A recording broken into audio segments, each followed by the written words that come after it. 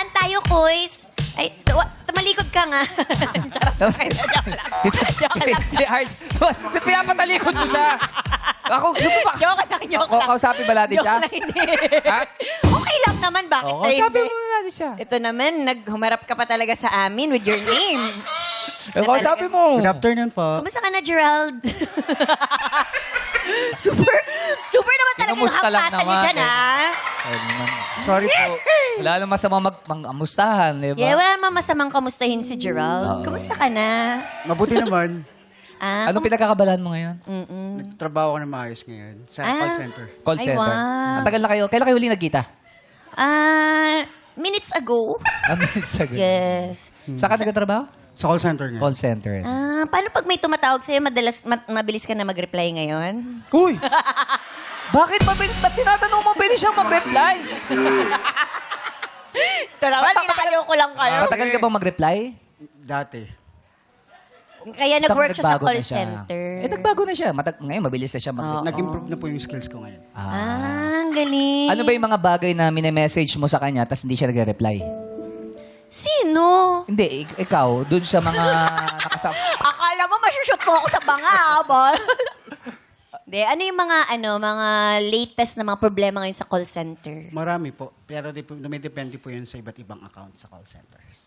Pero parang walang problema sa'yo, no? Kasi Ano yung kalmado pinaka, siya. Masaya mabigat, yung tao. yung mabigat na handle mo nga sitwasyon na problema sa call center? Ang pinakamabigat po yung naghahanap na agad ng supervisor eh. Ganun agad ang reklamo? Asan yung supervisor mo? Ganun na Ganun agad? po. Yun po yung pinakamabigat. O ano yung pinapaliwanag mo sa kanya pag hinahanap yung supervisor mo? Siyempre po, kailangan po, malaman ko po muna kung ano yung Concern. dahilan, kung bakit siya tumatawag. Normally, pinapacify muna namin para makuha namin yung loob. Para kami na mismo yung mag-a-assist. Kaysa ipasa pa namin sa supervisor. Pag ganyan ba, di ba, may caller, tapos pagalit agad, anong ginagawa mo? Nagdadasal ka ba na sana habaan yung pasensya o huminga ka malalim? Paano mo na-handle yun? Well, yun naman po. Depende po yun. Kasi po, pag galit agad, syempre, kailangan pakinggan mo muna siya. Huwag ka mong sasabayan yung pagsasalita niya sa telepono. Kasi pag sinabayan mo siya, mas masyadong lumalabas yung galit. Parang tayo po, pag sinasabayan mo yung galit, mas lalong nagagalit. Pakinggan mo muna O siya. kunyari, ikaw yung caller. Patawag ka kay Gerald. Anong reklamo mo? Hindi, kunyari nga, call center siya eh. O yan. Ano ba yan? Ang tagal sumagot! Hindi pa nagre-ring wala pa pa, kasi. wala Oo, pa. kaya mo muna. Nagre-ring. Sagutin mo na kasi. Thank you for calling. Ano ba yan? Ang tagal-tagal yung sumagot. Kanina pa ako tumatawag. Asan yung supervisor nyo? Pasensya na po.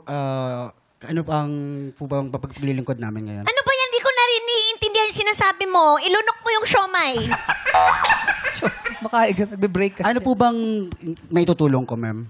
Actually, may problema ako sa washing machine ko. Hindi siya umiikot. Pasensya na po sa natanggap ninyong washing machine. Pero wag po kayong mag-alala. Papapuntahan namin yung technician. Sinong papa mo? Papupuntahin po namin yung technician namin. Para galit na galit galo. Huwag galo ka talaga. Huwag ganun ka. Hindi ko kasi, di ba kasi ako tumatawag sa call center? Hindi ko naman alam paano sasabihin. Pero ganun yun. Igaganon Ganun mo po. lang yung paliwanag. Oo, At parang malumanay po yung dapat yung boses mo rin. Tsaka parang ganun talaga dapat sa buhay, no? Huwag mong sasabayan ang galit ng isang tao kasi pareho kayong sasabog. Yes. Sabi nga, parang pagtatalo ng mag-asawa, Oo. pag mataas ang isa, huwag mo rin dapat tataasan pa. Oo. Pakinggan mo muna siya. Hanggang sa huminahon, siya ka mo paliwanag kung ano yung side mo. di ba? Yes. Tama po. Communication is the key. Yes. Exactly. Ganun talaga sa call center. May pamilya ka ba, Gerald? Wala po akong karelasyon o partner. Mag-isa lang po ako. May anak? Pero yung mama ko po at saka kapatid ko kasama ko po sa Ayan. lugar namin. Choice mo yun na wala ka munang... Gusto ko pong mag-isa para may peace of mind. Gusto ko mag-isa. Basta pinili niya mag-isa. Si Gerald. Alam mo, may Ayan. kasabihan na ang taong gustong mag-isa ay isa sa pinakamatapang na tao. Oo naman. Kasi hindi sila nalulungkot pag mag-isa. Ibang klaseng katapangan yun, ha? Tama. Nakakahanga. Hinaharap mo ang mga problema, pagsubok sa buhay ng mag-isa. Tama po. Pero lagi mong iisipin, andito kami. Tingin ka sa paligid mo. Tingin ka sa paligid mo. Nandito kami. Hindi ka nag-iisa. Ayan.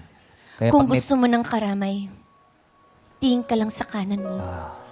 At sa kaliwa, Kaya Gerald, pag may problema ka, nandito si Kim Chu, handang makinig sa'yo.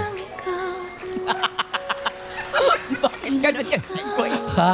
Bakit ganun yung segue? Kasi siyempre, ikaw nagbukas ng pinto na yan eh. Pag may problema siya, nandyan ka para damayan siya. Yes. Hindi masamang mag-isa. Hindi masamang, pero hindi rin masamang manghingi ng tulong kapag nangangailangan Tama, tayo. tama. Kaya ano daw yung number mo, Kim Chu? Kasi kailangan... 09. O basta, walang mag-isa. May kaibigan ka naman siguro, di ba? Andiyan yung pamilya mo. Huwag mong dibdibin yung isa sa mga pagsubok na dinadaan. Salamat po. Kaya good luck sa'yo, Gerald. Thank you po. May sasabihin ka pa ba? Good luck, Gerald. Galingan Miss mo pa Kim. in life. Thank you po.